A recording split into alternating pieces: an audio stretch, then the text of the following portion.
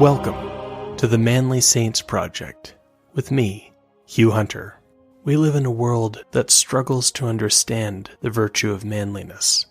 Our culture doesn't provide young men, or any men for that matter, with a lot of positive male role models. But our Christian tradition can provide such role models. The stories of the saints provide example after example of manly virtue. Telling these stories is what the Manly Saints Project is all about. If you enjoy my work, please consider signing up and supporting me on Substack, or click the link in the show notes to buy me a beer. And if you enjoy the podcast as audio or video, please consider giving me a rating wherever you are. It helps a lot. Now, let's meet this week's Manly Saint.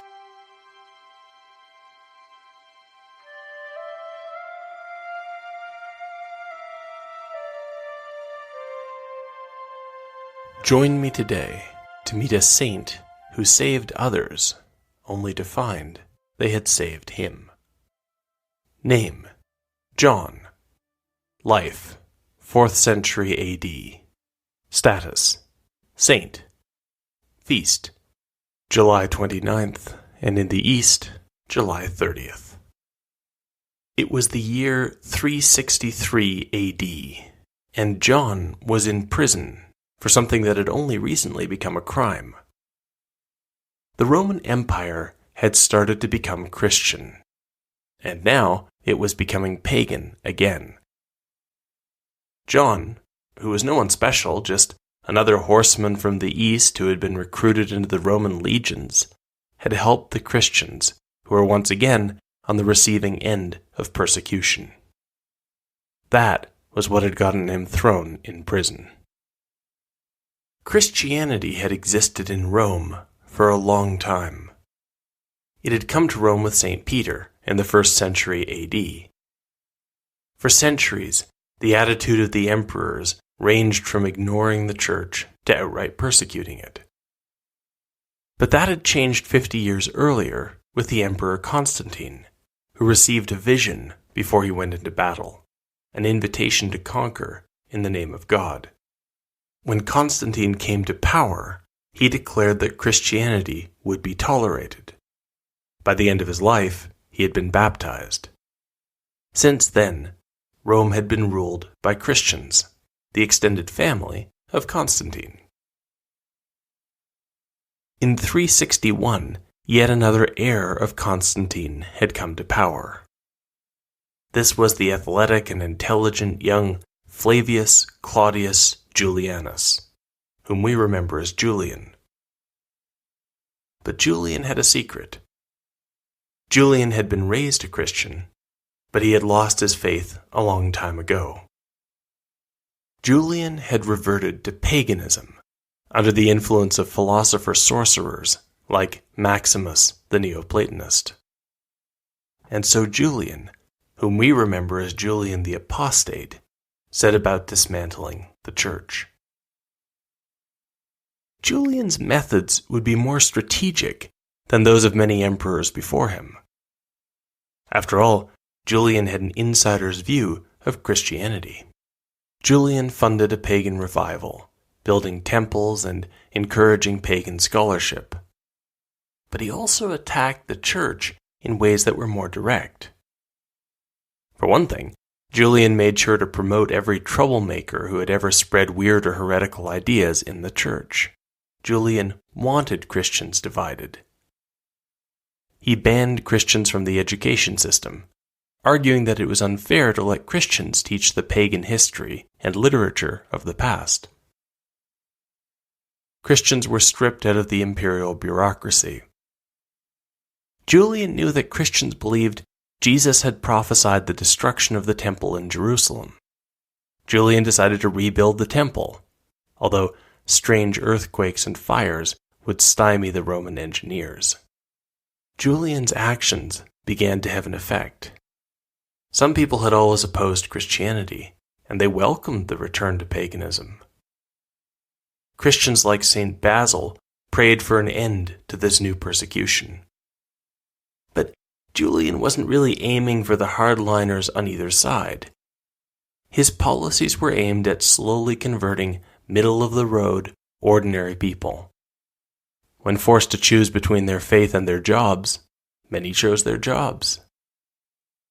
And by capturing the education system, Julian was confident that as time passed, he would produce a generation of young Romans who were as hostile to Christianity as he was. John had found himself tangled up in these anti-Christian policies, and that was what had gotten him arrested. We don't know much about what John was doing before. We think his roots lay in the east. John was a Scythian. For centuries, the Scythians had lived free as horse warriors in a vast area of land, stretching from Ukraine in the west to Kazakhstan in the east, up north of the great empire of the Persians. The Scythians had felled their enemies with poisoned arrows fired from horseback, or ridden them down to fight with sword and axe, then feasted with cups made from the skulls of their defeated foes. But, over the centuries, the Romans had slowly absorbed some of the Scythian tribes.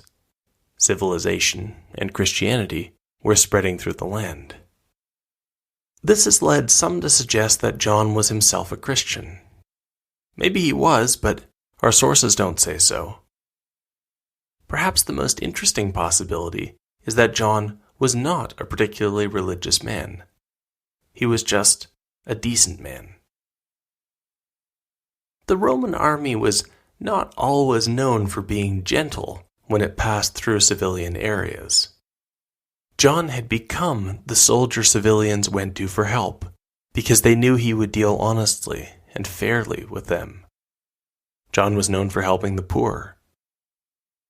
And so, as the Emperor Julian's policies targeted Christians in sneaky, bureaucratic ways, John came to see Christians as exactly the sorts of underdogs he always tried to help. Julian was becoming more and more willing to do harm to Christians. For example, when the city of Nisibis, modern Nusaybin in southeast Turkey, begged the emperor to help them against the attacks of the Persians, Julian first inquired about their religious affiliation. When he found out that the city was mostly Christian, he allowed the Persians to raid it at will. So, John helped Christians to stay out of the way of the army, and thus to stay out of trouble. But this meant taking sides. Soon, someone figured out that John was in contact with the Christians, and he was arrested, tried, and sentenced to death. He would sit in prison until the sentence could be carried out. There was a hold-up with the execution, however. Perhaps the delay was connected to Emperor Julian's next project. Julian knew that if he was going to make his neo-pagan reforms stick, he would have to do something so grand it would convince Rome that paganism really was the right way to go. And there was one gesture so grand that no Roman had ever accomplished it. Julian would conquer Persia, the lands south of Scythia, around modern Iran. The last man to really defeat the Persians was Alexander the Great. Julius Caesar had wanted to conquer Persia, but had been assassinated before he could even set out. Since then, many other Romans had tried, but all had failed. One emperor, Valerian, had been captured alive by the Persians, and it was said that the Persian king had made the man his living footstool, standing on the fallen emperor's back to mount his horse. As Julian marched out, everyone understood that a victory would empower the pagan faction in Rome. St. Basil prayed that God would stop the emperor, asking for the intercession of Mary and a warrior saint, Saint Mercurius. Meanwhile, John sat in prison. Now, even if at this point John was not a Christian, many of those locked up with him would have been. Perhaps, as he began to speak to some of the people he had helped, he found himself being drawn into what they believed. John had started to help because that was what he did. Now, John's own faith began to grow. Christians spoke of the martyrs of the past, the great athletes of God. Perhaps soon John was hoping for a martyrdom of his own. At first, things went well for the Emperor Julian in Persia. Julian smashed through the Persian defenses and marched into the country. He split his army in two, with both pieces closing like a pincer on the Persian capital of Ctesiphon. But when Julian's part of the pincer arrived, he learned that the rest of the army had been delayed. Deep in Persian territory, without enough men to conduct a siege, Julian began a withdrawal to a more strategic location, where he could put his army back together. And that was when something very strange happened. During a minor skirmish, someone threw a spear that struck the apostate emperor in the stomach. Julian was taken to his tent, dying, and, as both pagans and Christians agreed, focused on someone or something that only he could see. No one could figure out who had thrown the spear, although St. Basil noticed a curious change in his icon. The tip of St. Mercurius's spear was now red. With Julian gone, the direction of Roman policy changed again. The new emperor would be a Christian. People in prison for helping the Christians, people like John, were no longer in trouble. John didn't need to be a martyr after all. He was let go. We don't know anything about this part of John's life, but we can guess that John did not remain in the area, because it seems that he soon lost contact with the Christian community. Perhaps he moved, but more likely he returned to the military. John would have gone wherever the legions needed him, passing from Christian community to community without ever putting down roots. In the West, John is regarded as an almost martyr, a man who was willing to die for Christianity, but didn't have to. By the time John died, he had quietly grown into holiness. Perhaps God was the only one who knew. But that was not quite the end of the story. After John's death, a Christian woman met the saint in a dream. When she woke up, she looked where the saint had told her and found a body. But who was this man? Gradually, the Christian community began to put the story together.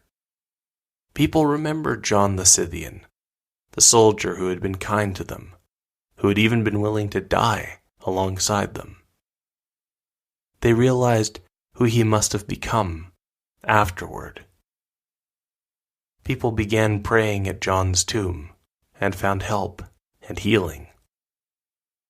In Christendom, though especially in the East, John came to be remembered as one of the great warrior saints, a man who had saved others and thereby saved himself, who had almost lost his life, but had, instead, found his way to life everlasting.